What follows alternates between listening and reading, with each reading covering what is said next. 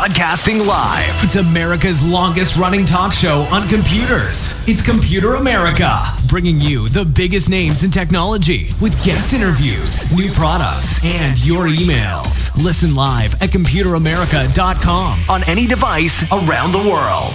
Email the show at live@computeramerica.com or find us on social media. Be sure to check out our website for contests, giveaways, show notes, live video stream, podcasts, and more. You're listening to Computer America.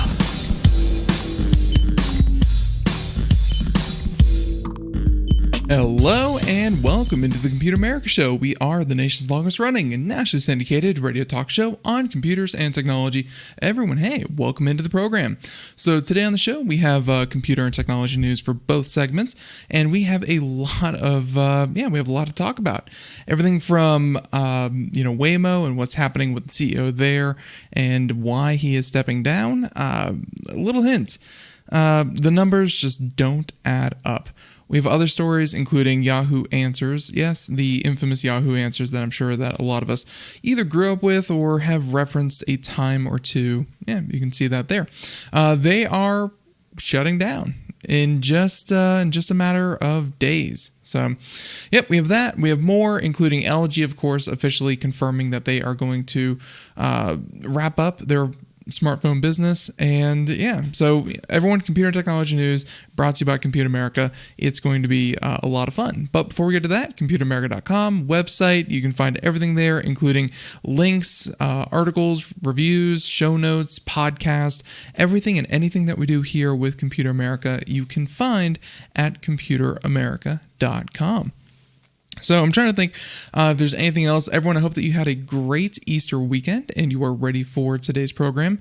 Everyone, let's go ahead and get started with computer and technology news. Here we go.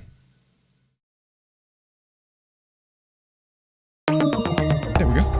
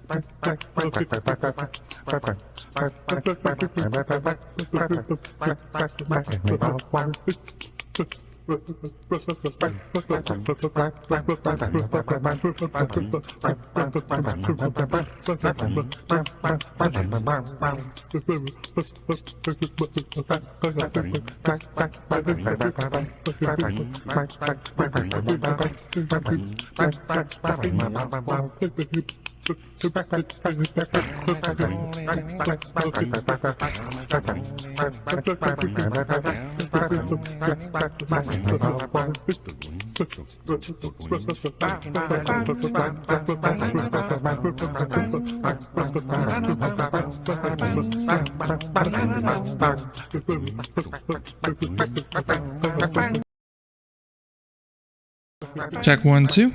Hey, I think that worked. Let's see. So let's end that. And everyone, can you hear me? All right, I think we're good. All right, so ignoring that, everyone, computer technology news, all that good stuff. So play that one more time. Perfect. Okay, and hopefully the music wasn't the thing that broke the whole thing. So everyone, let's go ahead and just pretend like that didn't happen. So everyone, computer technology news. I think that for our first story, really glad that worked. I was getting really frustrated with that. I think that our first story is going to be Waymo, because Waymo is a company that you may have heard in passing every now and again. It is, of course, the company that Google spun off to make their self-driving ambitions a little bit more clear. And, because obviously Google self-driving cars, Waymo was the company that was going to bring it to us, and that we'd have, taxis and everything else that were promised by Google and so many others. But hey, turns out not the case. This is by Mr. Timothy Lee and Ars Technica, saying that essentially Waymo ordered up to 82,000 vehicles in 2018. And today, well, here's where I said about the numbers. They have well over 600. So got to put the right words in front of the numbers. But clearly, 82,000 versus 600 doesn't really match up. So, and this is for John Krafcik. He is the former auto industry executive who took over Google's self-driving car project in 2015, is stepping down as CEO. Waymo, which of course spun off from Alphabet in 2016, accomplished a lot during the 5.5-year tenure, and still he failed to meet the lofty expectations he faced when he took the helm. And I mean, you hired a car guy to run a car company, but at its heart, you have to admit that it's a tech company. Self-driving cars, self-driving technology, super techy. And if you can't perfect the technology side of it, then it doesn't matter how many cars that he can order. It doesn't matter if they're not even road legal. So they said that he spent the first few years negotiating partnerships with automakers, and talks over a potential partnership with Ford fell apart in 2016. He inked a smaller deal with Fiat Chrysler, I remember that, to buy 100 hybrid Pacifica minivans. So 100, that's a good start. And a deal that later expanded to 500. In early 2018, they announced plans to have up to, and I definitely recall this, 20,000 Jaguar I-Pace electric cars and up to 62,000 more Pacificas. So obviously, run the numbers there, over 82,000 cars ordered. Around the same time, Waymo said it planned to launch a driverless commercial taxi service by the end of 2018. And that's how they were proposing. This is how the company, kind of makes its money, is that they would essentially supplant, a good chunk of the taxi services. And of course, by then, Lyft and Uber had been well established. So taking a lot of that revenue. In short, Waymo expected its self-driving taxi service to be, very, very well established by now. Not so much the case. And they said that if that had happened, the CEO would have been well positioned to lead Waymo as it scaled up from a small pilot project in Arizona, but we're not really there. With a deep understanding of the auto industry logistics and strong relationships within the industry, the CEO could have ensured that the process of integrating Waymo's technology into Jaguar and Chrysler vehicles and then manufacturing a bunch of them went smoothly. But that didn't happen because commercializing self-driving technology proved to be more difficult than Waymo's leaders expected in 2018. Back then, obviously, the question of, is this technology safe? Do you still need a driver in the driver's seat? And then, of course, you have high-profile incidents where fender benders, Tesla autopilot cars starting to crash. You had, unfortunately, people being killed by autopiloting vehicles. I mean, that happened time and time again, and I'm sure every time that happened, it led regulators to say, whoa, you gotta wait, and we have to make sure we get this right. And every one of those whoa moments is just another time skip for Waymo. So they said that obviously it would take almost 2 more years until October 2020 for Waymo to stop using safety drivers for most commercial rides. There are now some signs that Waymo's service is finally expanding beyond its initial market. In recent months, they mentioned that they're stepping up testing in San Francisco, Bay Area, and of course, Phoenix, Arizona as well. But to wrap it up here with this article, they say that obviously the pace of growth seems glacial compared to the expectations that they had a couple of years ago. A spokeswoman told Ars Technica that the company fleet had well over 600 vehicles across all of our locations. 600 obviously is fewer than 1% of the 82,000 promised. And they said it's not clear why. Perhaps Waymo is expanding gradually for safety reasons. Maybe the vehicles require so much human oversight on the back end that the service is unprofitable even without a safety driver, which makes sense. If you have to monitor every one of these rides and you have to make sure that any glitches, anything that's flagged has to be reviewed and triple checked and kind of inputted into the system. I'm sure that they thought their self-driving vehicles were much further along than they were. This is very reminiscent of Elon Musk, obviously with Tesla and the autopilot feature.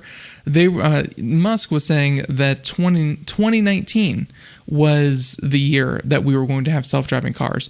Google, when they spun off Waymo, said that they were aiming for 2018, 2019 as well.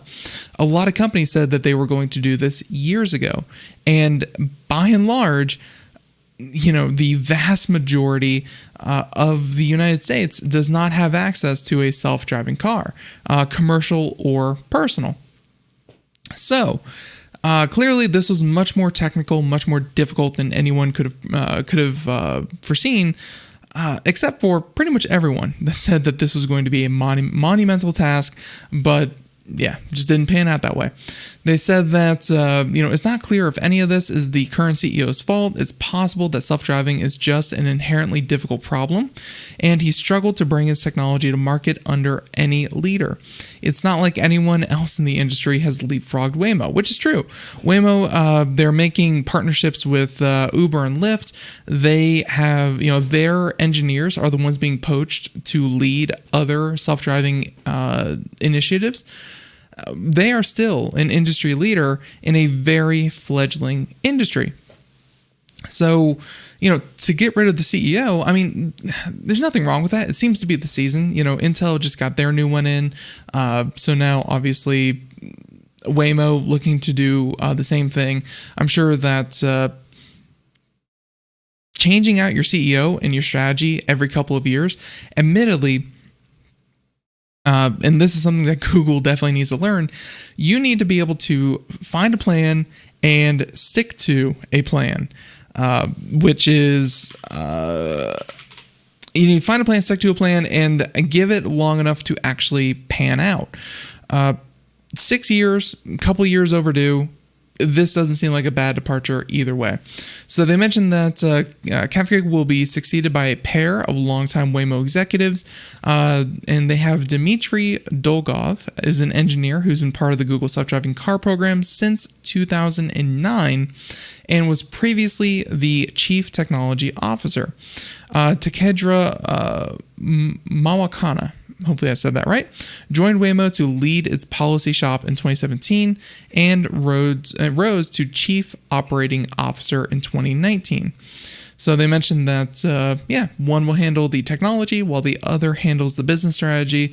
But it seems like the need for a car industry expert seems to be gone. And now it's back to, we need technology people at the helm, and we need, technology policymakers to lead this thing.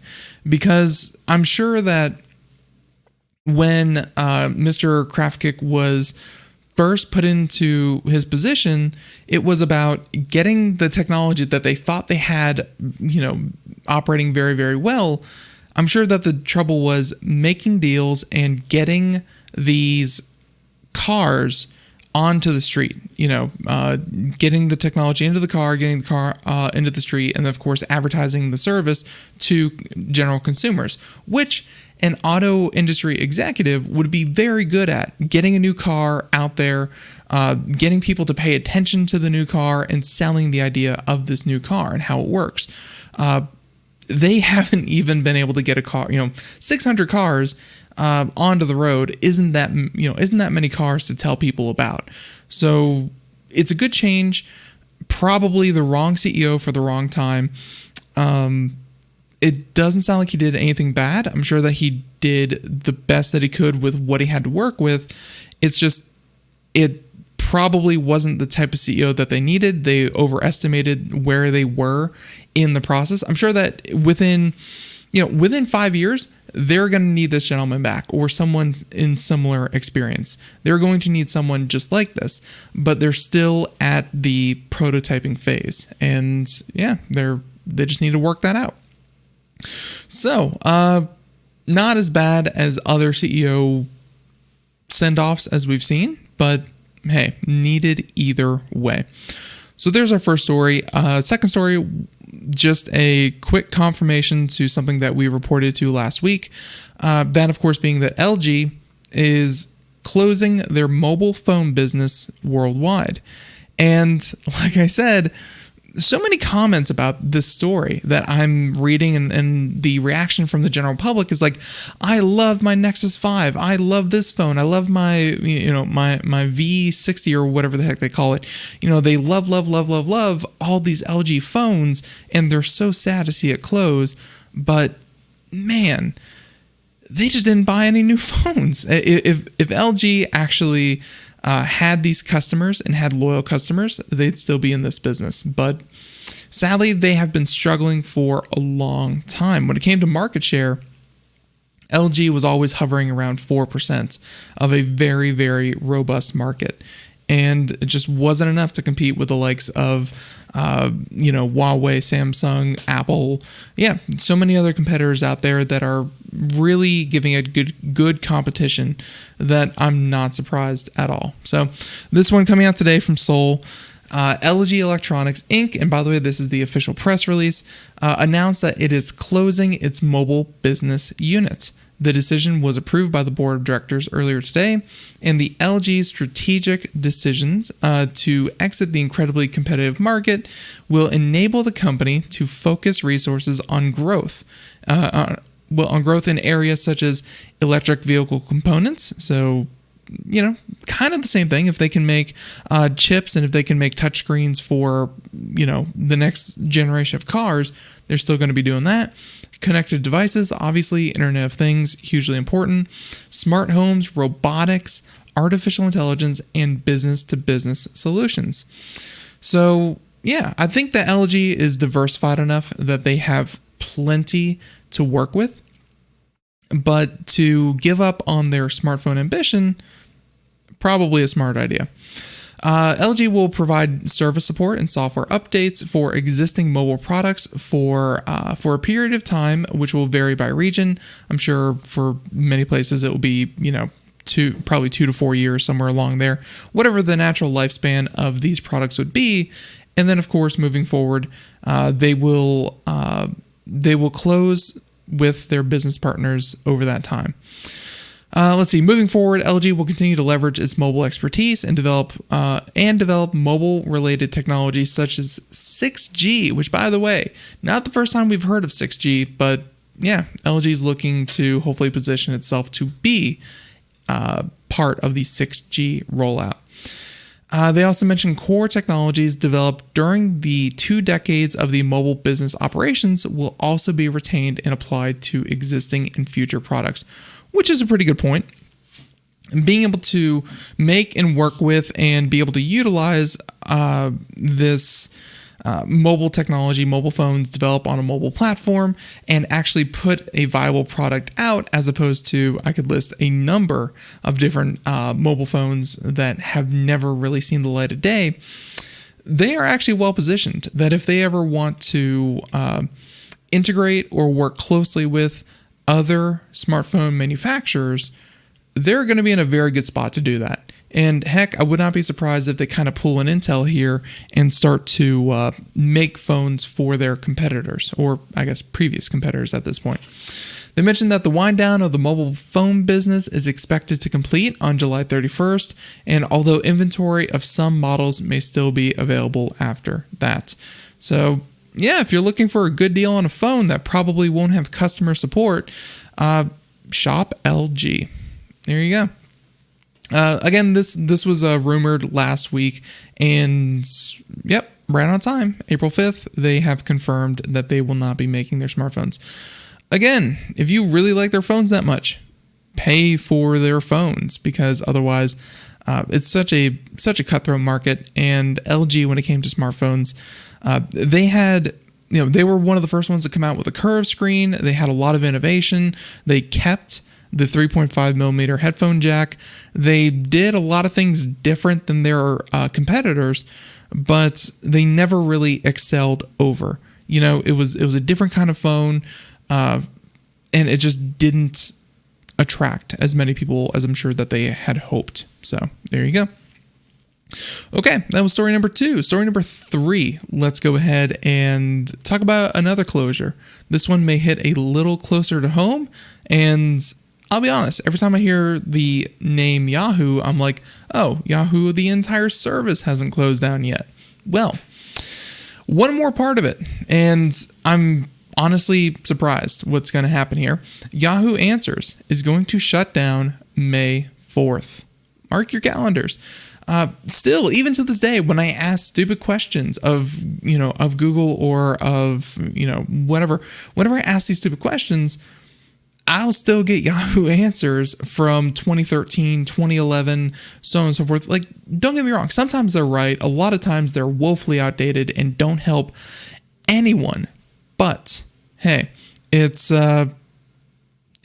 was always there. And to a lot of people, this is the essence of what an internet historian is going to have to do, is that they're going to have to catalog and save all of that data that companies are, past 15 years, keeping that kind of data around. Luckily, the internet and digital services has been such a growing business that it never really cost that much to maintain what you had already done. Nowadays, though, companies are trying to streamline, they're going out of business, they're cutting down on their database needs, so on and so forth. Some stuff from the internet is going to be deleted forever, and it's going to be up to unpaid or very diligent people to back up, save, and find some way to offer that information, offer that snapshot of what the internet looked like before. Otherwise, it will just disappear completely. So Yahoo has made the decision to shut down Yahoo Answers. To better assist you with this transition, they've compiled a list of questions here. You can see them here. And they mentioned the timeline, which will be April 20th, saying that you won't be able to post new questions or answers, questions or answers to other people's questions. And after that, May 4th, the website won't be accessible. If you try to access it, you'll be redirected to the Yahoo homepage. So, yeah, it's pretty crazy. And by the way, they don't even let you download all of Yahoo Answers. They only let you download your own Yahoo Answers. Clearly, this is a relic of the past. There's a lot of ways to get a lot of information, and Yahoo Answers is rarely Sometimes it's the most convenient. Rarely is it the most accurate or correct answers. There are services like, Reddit. Hey, you can ask any question for any little sub niche that you need to there.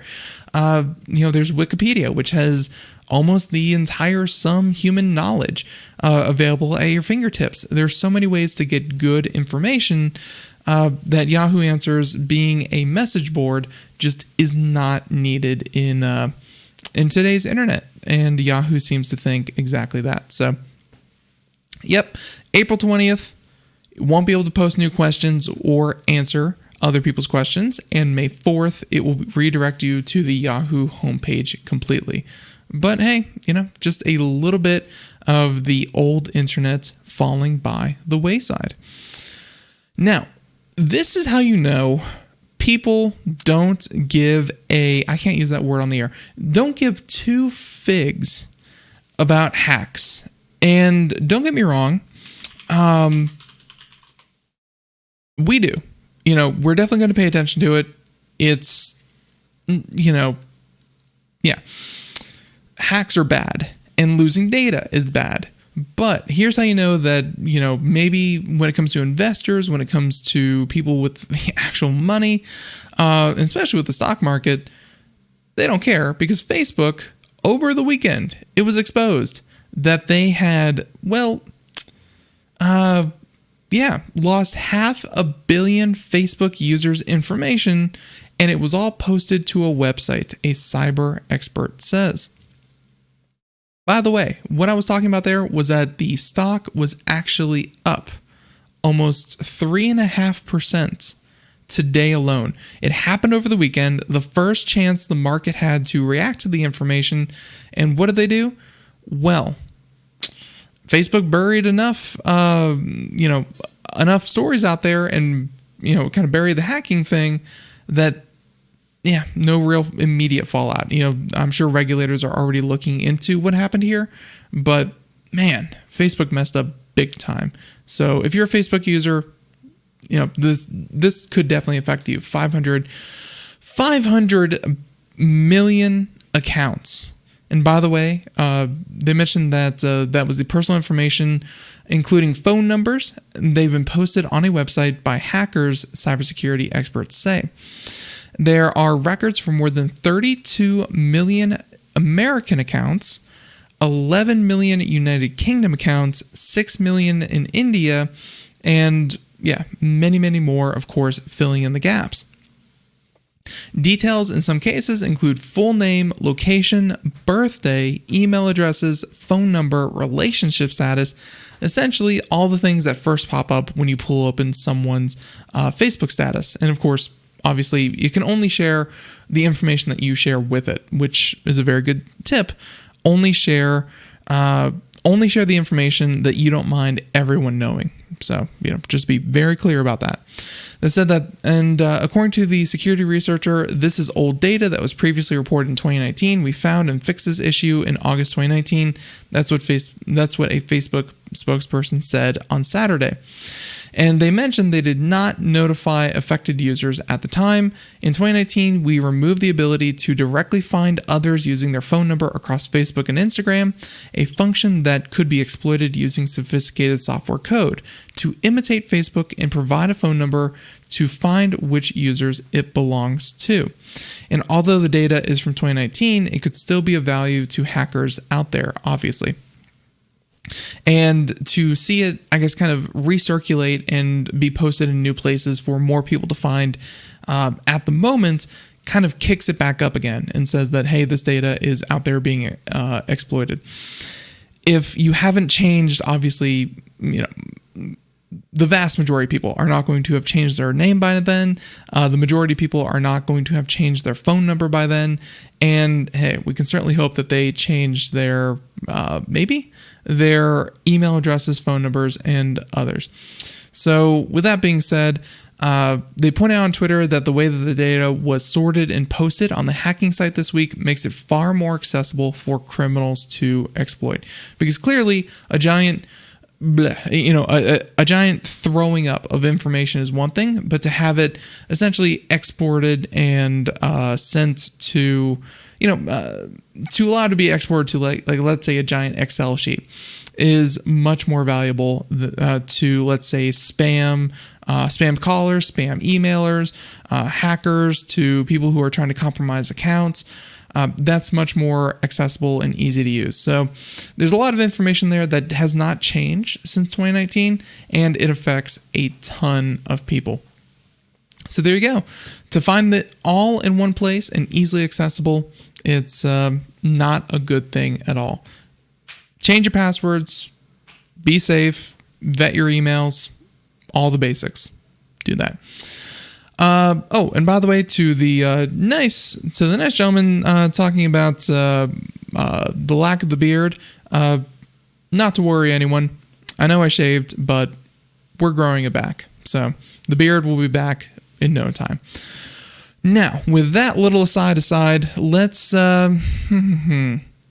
This was probably the biggest news today, and it could have had far-reaching implications if it had kind of gone that way. This from CNBC, and Supreme Court rules in Google's favor in copyright dispute with Oracle over Android software. And I'm curious to see why they kind of went this way, and we're going to dig in this article and find out why the justices kind of voted this way.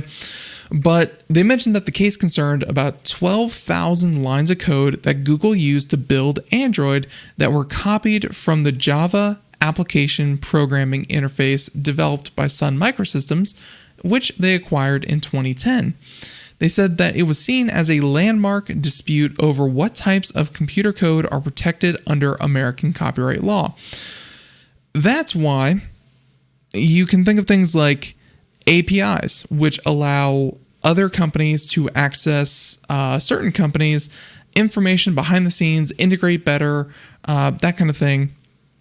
You put that code out there, let others use it, and of course build upon it who really owns what. This, of course, is a big question in the open source community. If it's open source, if it's out there, if someone tries to claim it, who gets control over it and what? Essentially, if this had gone the other way, if the justices had decided to side with Oracle on this one, Android, as we know it, would have had to have been completely dissolved. The idea of sharing code or having things work and be interoperable because they have similar coding would have been called into question because, hey, one company wrote that code so that other companies can work with it, but then they use it and they have to copy it. Do they then owe, kind of royalties to be, kind of interoperable with those services? It would have upended a huge part of the tech industry and software and just cohesion, I guess. So here we go. The court's decision, which was 6-2, by the way, so not exactly a close 5-4 decision or anything like that. 6-2, Justice Amy Coney Barrett, who was not yet confirmed by the Senate when the case was argued in October, did not participate in the case. So there you go. So they mentioned that Oracle had claimed at points to be owed as much as $9 billion, while Google claimed that its use of the code was covered under the doctrine of fair use and therefore not subject to copyright liability. Android is the most popular mobile operating system in the world. That's right, Google would have had to pay back royalties on every phone they had sold up until this time. Oracle sued Google over the use of its code and won its case twice before the specialized U.S. Court of Appeals for the Federal Circuit, which held that the code in question was copyrightable and that Google's use of it was not protected by fair use. The Supreme Court reversed that decision, though it did not definitively resolve whether the code in question was copyrightable. You got to be careful with that kind of thing. Codes are, think of structures. Yeah, you can copyright a brick, but, everything's kind of going to be built with bricks anyways. To have the foundation of your coding, kind of called in question saying, hey, can we even use this? That would lead to a million different kinds of codes that would all have to be written over and over and over again, as opposed to, just kind of taking that and throwing it together and just everything working much quicker and better together. So they mentioned Justice Stephen Breyer, who wrote the majority opinion in the case, agreed that Google's use of the code was protected under fair use, noting that Google took only what was needed to allow the user to put their accrued talents to work in a new and transformative program. So essentially, they didn't just take the entirety of at the time Sun Microsystems or Oracle's code, and just put it out there. They took what was already done and then built upon it. So that's why 6-2, it was ruled in that way. They mentioned that, quote, to the extent that Google used parts of the Sun Java API to create a new platform that could be readily used by programmers, its use was consistent with that creative progress, that the basic constitutional objective of copyright itself. And they said that the top court assumed for argument's sake that the code was copyrightable in the first place, but declined to issue a ruling on that question. So, and that could, of course, still do the exact same thing. That if companies decide to copyright particular parts of code, if it's the way, if Apple decides that that's the way it works, and their own coding is, copyrighted, that means that everyone would have to ask for permission from Apple to develop in Apple, which happens to an extent already, but you can still code for Apple. Just to be approved by it, you have to be, on the up and up. But not the best example. But anyways, they say that given the rapidly changing technological, economic, business-related circumstances, we believe we should not answer more than is necessary to resolve the parties' disputes. So, declined to rule on is it possible. Now, Breyer was joined by a number of different justices. The dissenting were Clarence Thomas and Samuel Alito. In his dissent, joined by Alito, Thomas chided the majority for skipping over the question of copyrightability, saying that the court wrongly sidesteps the principal question that we were asked to answer, is declaring code protected by copyright? And they said that I would hold that it is. So it's not so much that he dissented with the ruling that they had, it's just they didn't answer the other question and what he saw to be the more pressing question. They said that the majority purports to save for another day the question whether declaring code is copyrightable. The only apparent reason for doing so is because the majority cannot square its fundamentally flawed fair use analysis with a finding that declaring code is copyrightable. So, with that being said, they said that the case, one of the most significant of the term, featured a high-profile battle over these two companies, which obviously tens of millions of dollars put into this legal fight on who is in the right here. So with that being said, in a statement, Oracle said that Google's platform just got bigger and market power greater, the barriers to entry higher, and the ability to compete lower. They stole Java and spent a decade litigating as only a monopolist can. This behavior is exactly why regulatory authorities around the world and in the United States are examining Google's business practices. Don't get me wrong, Google needs to be broken up. They're way too big and they control way too much, and they have way too much influence as a company and organization. And of course, Alphabet, their parent company, has way too much swing in the technology space. But that response from Oracle just reads to me as, I didn't get my $9 billion and I'm really mad about it, because today's landscape, it doesn't really change by this ruling. And for them to say that everything just got harder, worse, market power greater, all that kind of thing, for them to say that, everything is worse because of this ruling, no, everything stays the same, and our tech industry is not upended by this. I'm sure that there will be future cases where talking about that exact use of, can you copyright snippets of code, that needs a better, more direct case than, I guess, this one. Or at least that's how the court feels. That's seems to be how that worked out. But at any rate, let's do one fun story, and then we'll go ahead and get back into the Supreme Court, because it seems like they handed out a couple of rulings, and that was one, and the other one we'll do right after this. But this next story, a little bit lighter than air, you would say. Genesis, the car company, which I think, let's see, we can mute this tab here real quick, and we can play this in the background as we go. You can see obviously here a video, and it looks like, I want to say China, Shenzhen. Let's see. I'll tell you exactly. Yeah, in China. So there you go. Drone shows are quickly becoming a tool of choice, because think of it, they're like fireworks, except they're animated and they're cool. They're awesome. Well, check this one out here. They say that the Hyundai-owned car brand marked its entrance into China by breaking the Guinness World Record for most drones used in a single air show, where they used 3,281 different cars. And that picture right there is so cool, where they essentially build the image of a car floating in space, and there were kind of two of them, and they obviously the two different models of cars that they're going to be debuting.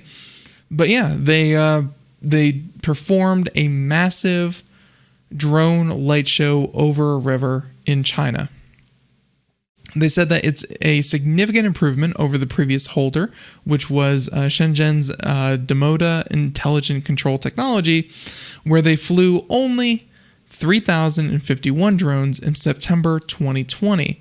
That before was Intel, of course, which has a reputation for drone light shows, last claimed the record with 2,066 drones in Folsom, California in 2018. So just in a matter of a couple of years, we've gone from 2,000 to almost 3,300 drones flying together or organized at a single time. That is a massive amount of swarm intelligence.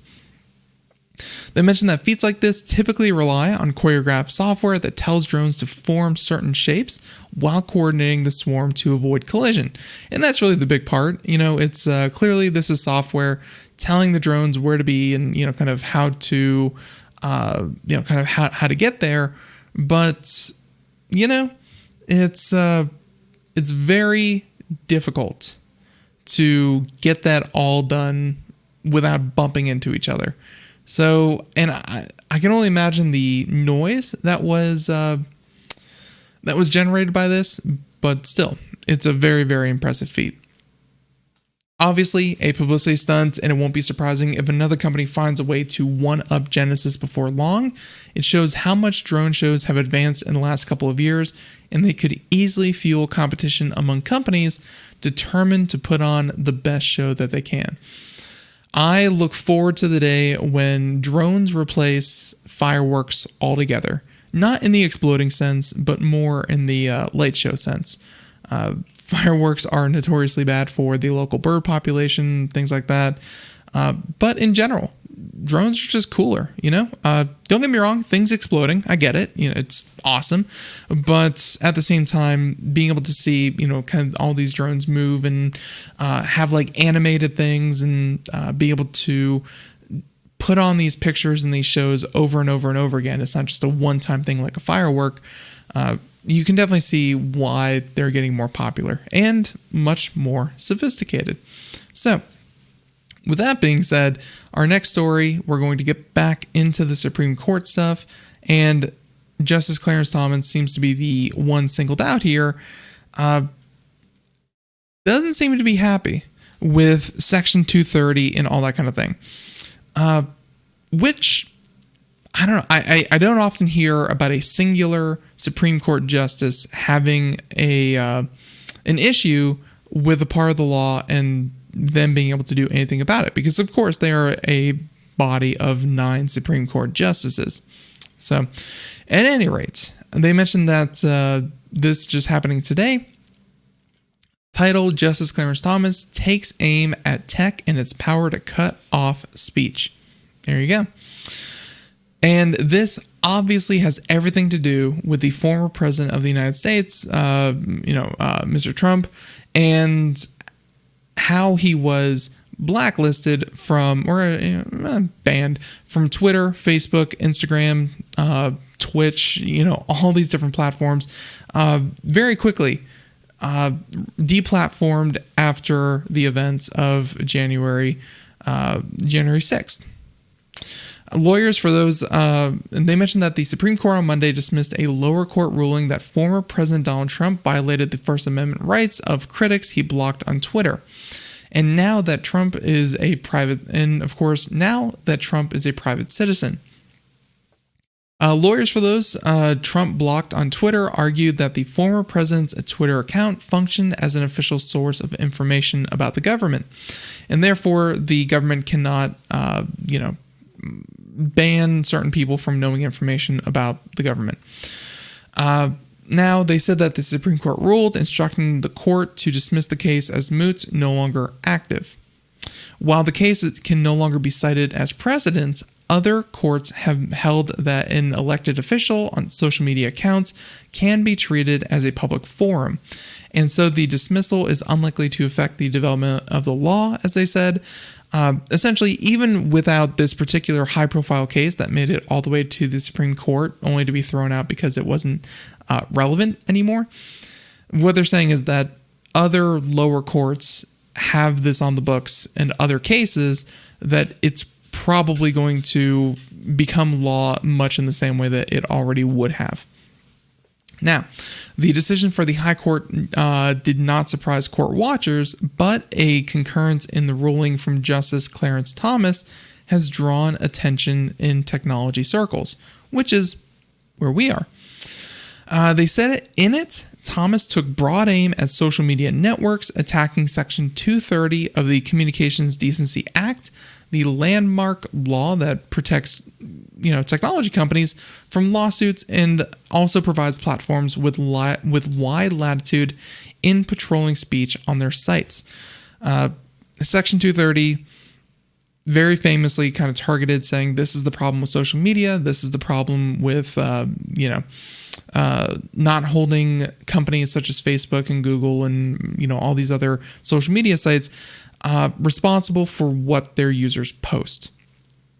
Which, when you think about it, to me, it seems so obvious that, Twitter could not and would not take responsibility for every stupid thing that everyone posts, because otherwise you'd have to take it all down and then manually approve these things one by one, or you just have to take it down altogether. Like, there's really no if and or but.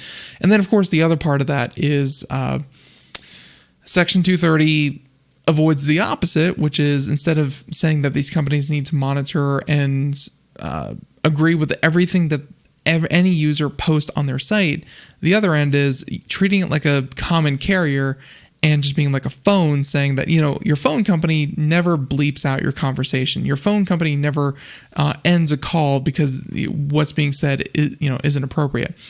And I feel like an internet that is completely devoid of moderation is a horrible idea, where anyone can post anything for any reason, and it wouldn't be up to anyone except for laggard law enforcement to take it down. Man, the internet would be a useless cesspool of information and probably very, very illicit and illegal things happening in plain sight. There does need to be reform to Section 230, but the fact that it exists gives companies a chance to even start start what it is that we now know as the internet and social media. Again, for better or worse. So to Thomas, Twitter's ban of Trump exposed the potential abuse of the legal protection, noting how applying old doctrines to new digital platforms is rarely straightforward. Thomas went on, saying that as Twitter made clear, the right to cut off speech lies most powerfully in the hands of private digital platforms. The extent to which the power matters for purposes of the First Amendment and the extent to which that power could lawfully be modified raise interesting and important questions.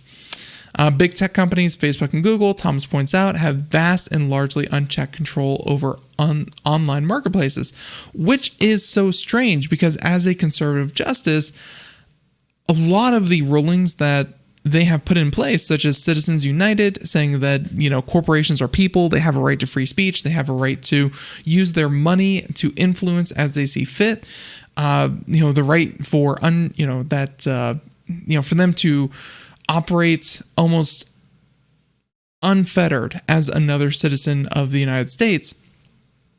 Those are the kinds of decisions that logically led to, the president being blocked from Twitter. So I feel like there are going to have to be other more sweeping looking at other laws that made this possible for Twitter and Google and Facebook, that made it possible for them to do this. They say, the quote continues on saying it changes nothing that these platforms are not the sole means for distributing speech or information. A person always could choose to avoid the toll bridge or train and instead swim the Charles River or hike the Oregon Trail. But in assessing whether a company exercises substantial market power, what matters is whether the alternatives are comparable. For many of today's digital platforms, nothing is, which very, very, very fair point. Without Facebook, Twitter, Google, maybe a couple other social media sites, if you're blocked from every single one of them, it's not like, take the bus instead of the train. There is no other way to being reputable. If you're blocked off of YouTube, if you are blocked off of the iTunes store, if you are blocked off of, whatever podcasting distribution you have, your podcast will never be heard because there's a substantial market share by so few amount of people. That, though, is not so much, should they be doing these things? And it's more, let's take a look at the substantial monopolies that tech companies seem to have over the U.S. and certain parts of their market share. That seems to be what he's kind of getting at, but he's instead attacking kind of one of the symptoms of an overwhelming market share, and that is the ability to have an overreaching influence with one company.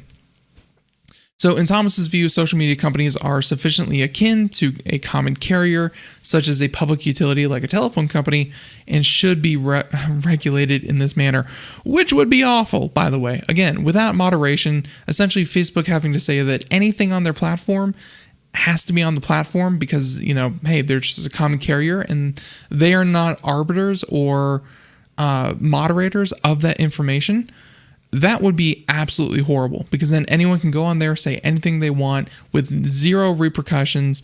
And man, we've already seen the dangers of social media and the ability to spread information without oversights. Awful. So they mentioned that Harvard Law School's a professor from Harvard Law School argued that Twitter's booting off Trump may just be the action that leads to a stripping of the legal protections that social media platforms enjoy. Saying that I've said this repeatedly, but it was terribly short-sighted of liberals to unquestionably celebrate the unaccountable deplatforming of Trump, saying that as an exercise of private power and cede that point to regulation might actually be beneficial. That's a conversation that needs to be had. One way or the other, Section 230 was always a Band-Aid. It was always something that kind of got things, got the ball rolling, got the internet to where it needs to be. And more concrete regulation probably should be in place. kind of always that way. Legal scholars of Section 230 greeted Thomas's position on the law dubiously, noting that it is not an indication of how the entire court stands on the matter.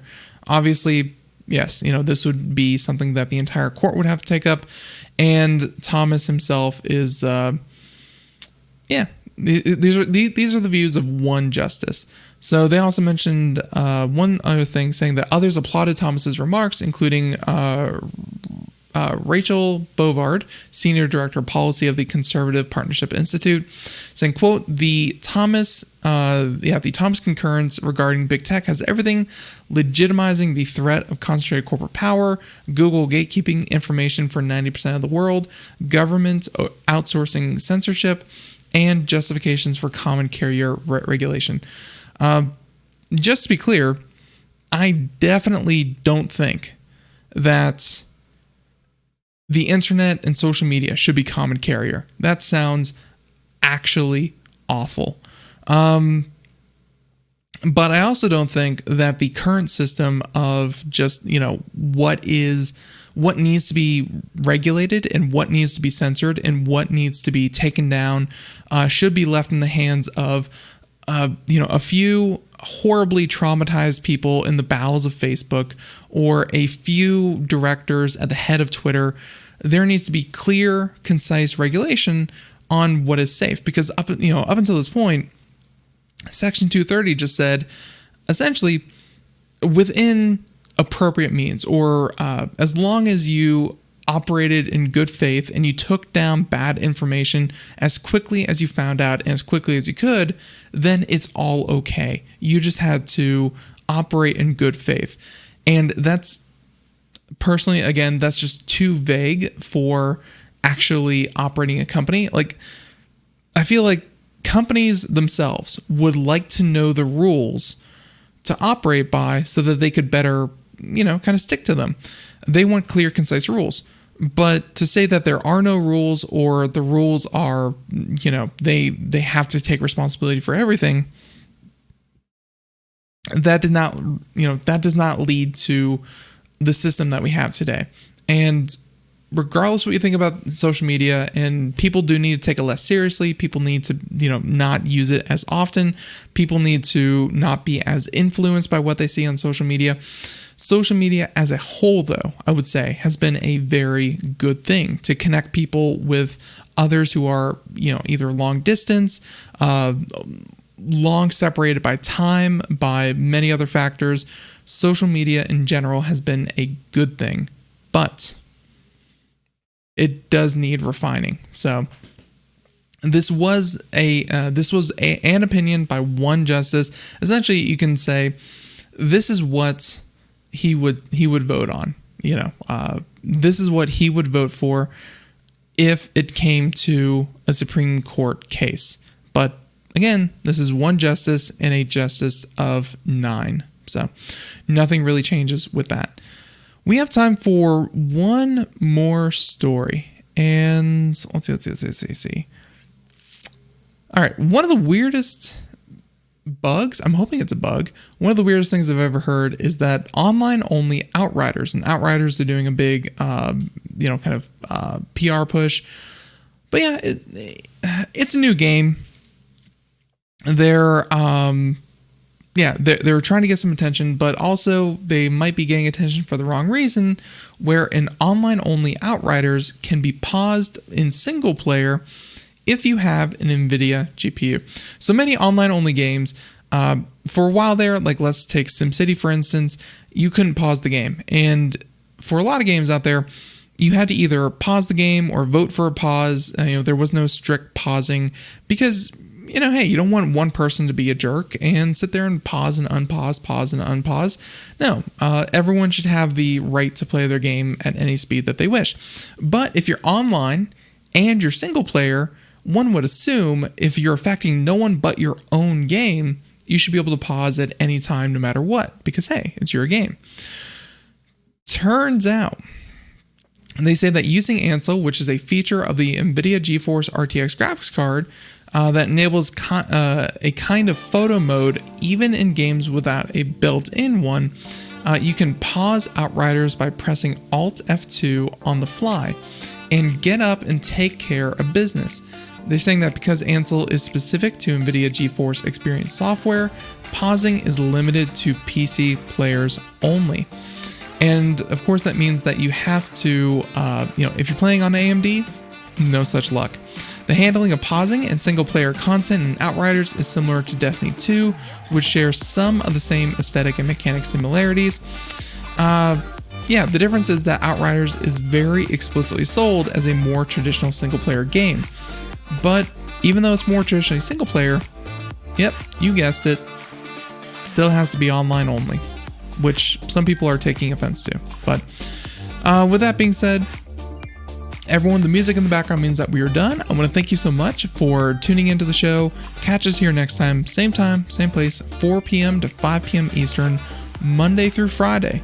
And everyone, hey, hopefully tomorrow we won't have these annoying microphone issues. Until then, everyone, have a great day. Thank you so much.